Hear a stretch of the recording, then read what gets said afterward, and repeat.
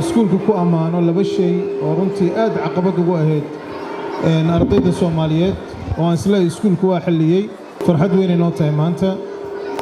inaan munaasabadan kala soo qayb galno oo aan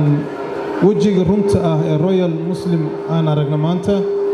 sababtoo ah waxa laga yaabaa waalidiinta inaysan fursad badan u helin inay tagaan iskuulka laakiin maanta bandhiga iyo awoodda iyo leeyahay capacity iskuulku leeyahay inta ku ogaano runtii waxay noo tahay dhiirigelin inaan ardaydan ku sii dhiirin iskuulka kuwa kale oo soo socdana ay u noqoto meelaan runtii maaragtay aan u jahayno waxaan rabaa inaan iskuulka ku ammaano laba shay oo runtii aad caqabad ugu ahayd ardayda Soomaaliyeed oo aan isla iskuulka waa xalliyay oo ah in arday si kalsooni leh inta ku yimaado stage-ka u hadlo waxaan isleeyahay taas caqabad weyn waxaa jirtay oo ardaydii soo qalin jabisay markay jaamacadaha tagaan inuu ardayga ku adkaato inuu ku dhiirado inuu ardayda ka hor hadlo marka waxaan isleeyahay Royal aadaan uga mahadnaqaynaa arday 10 jir ah ama 13 jir ah gabadhi wiilba inay ku kalsoonaadaan inay stage-ka inta yimaado si kalsooni leh u hadlaan debate u dhaxmaro runtii waxaan isleeyahay caqabad weyn oo haysatay ardayda Soomaaliyeed qayb ka mid ah inay xalliyeen taas oo uga mahadnaqaynaa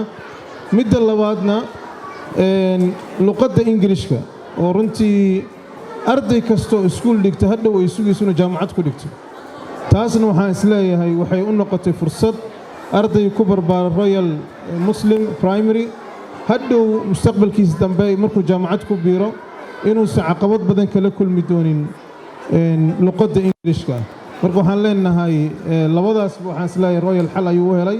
waan idinkaga mahadnaqaynaa juhdigeena iyo dadaalkiina iyo kalsoonida aan siisayna caruurta inta idin soo dirno aan kalsooni ku qabnay iskuulka ta yimaadaan haddana ay maaragtay nabad ku soo noqdaan marka aad u mahadsantihiin and as well thanks for the teachers for your efforts as we can see the result today your efforts and you know the time you give for the students also